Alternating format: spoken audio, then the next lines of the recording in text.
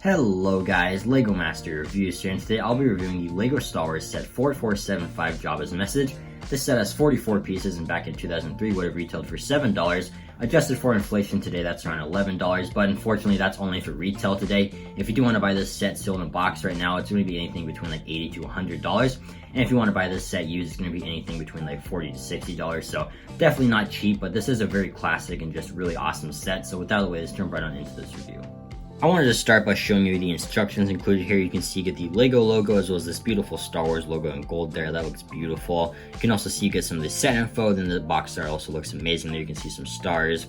And then opening it up, you can see it just shows you how to build the set. So I'm not going to go through it. In the back here, you get a very cool advertisement for these mini sets, and you can even see Yoda in the corner there. You can also see how this set can connect to the other Jabba's Palace sets, which are really cool. You can also see in the back here, you get an advertisement for Lego.com. You can see like the UCS X-Wing there, as well as like the Technic Droideka, and a bunch of other like classic LEGO Star Wars sets, and even Yoda staring at them. So overall, this is a really awesome instruction booklet. It's in great condition too, so I'm just really happy to have this. The first minifigure we're going to take a look at here is Biit Fortuna. I honestly think this minifigure holds up pretty well to this day. You can see his hair mold looks absolutely amazing there with the bumps and everything, like super accurate to the movie.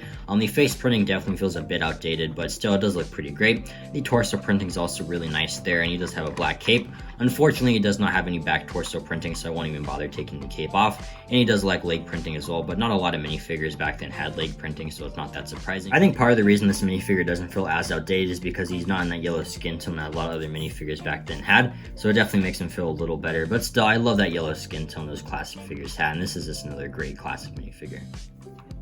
Next up is C-3PO, and he is definitely the standout minifigure for me. I think he looks absolutely amazing here, and it's kind of funny how LEGO still hasn't made a new mold for C-3PO's head, but honestly, I don't think it's necessary because that head mold is just so accurate. But the color on this guy is also really amazing. Like, it's not like perfectly gold, like comparing him to a modern day C-3PO. You can see here, the color is just really unique on him. It's like kind of like a time where LEGO didn't master the gold color yet, so that is really cool. You can see he has some very nice back torso printing, which wasn't very common back then, so it's nice to get that. The front torso printing also looks great there. It doesn't have any leg printing, but still, such a unique minifigure and such a unique color.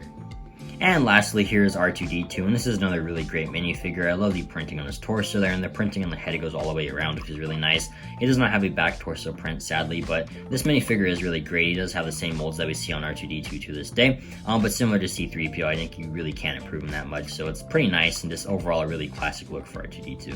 Now taking a look at the build itself here, you can see it is pretty small. It's on this pretty small base plate here, but you get some nice translucent orange pieces there and on the door, which look great. You also get this really cool tattle droid that can pop out. You can also spin, which looks really great, and you can see from the other side how that looks. You just push it through, so that is pretty simple, and it looks pretty great as well.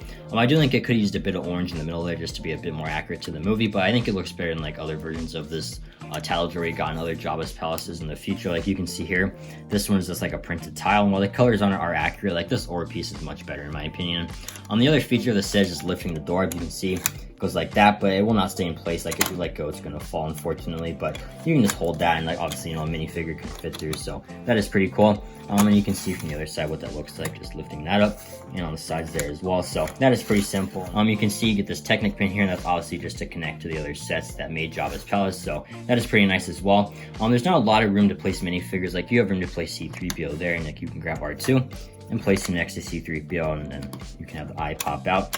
But like on the other side, there's not much room for Biit Fortuna. Like there's only like this little row of studs and like those there, and like you can kind of like squeeze him in there if you wanted to. But even on like the instruction booklet and like the box art, you can see he's not even in like the other side of the door. So yeah, not a lot of room. It definitely wasn't designed for that. But still, like for like only $7 back in 2003, I feel like this was a pretty fair value. And there's a lot of play features like lifting the door up and popping that through. And if you had the other sets that made Jabba's Palace, it was a pretty fun build.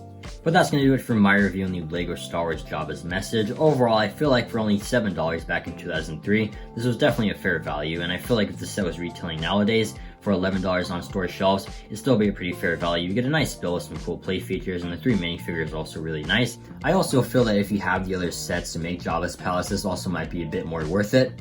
But at the same time, I feel like if you're going to go out and spend $100 to get this set sealed, or like spend $40 to $50 to get it used, if you're not a fan of classic LEGO Star Wars, or you just really don't care about the set, it might be better to put that money towards one of the newer sets that you're actually going to want. So at the end of the day, I feel like it's definitely up to personal preference, and if you want to start collecting classic LEGO Star Wars like I am, or you have a lot of nostalgia for this set and like you used to own it back in 2003, I feel like it's definitely worth getting. And overall, as far as like 2003 sets go, I'd give this an 8 out of 10. But let me know in the comments down below what you think of this set and if you used to own it back in 2003. And thank you so much for taking the time out of your day to watch this video. I truly do appreciate it and hope you enjoyed this review and have an incredible day.